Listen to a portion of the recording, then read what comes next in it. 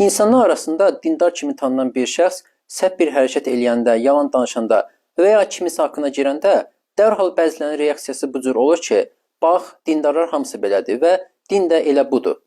Amma gəlin səmimi olaq ki, biraz dərindən düşünəndə görürük ki, bu yanaşmamız tamamilə səhvdir və böyük bir ədalətsizlikdir.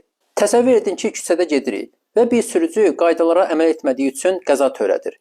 Biz bu halda durub yol hərəkət qaydalarını günahlandırırıqmı? Bilirik ki, qayda düzgündür. Sadəcə sükan arxasında olan sürücü məsuliyyətsizdir. Din və dindar məsələsi də elə bu cürdür.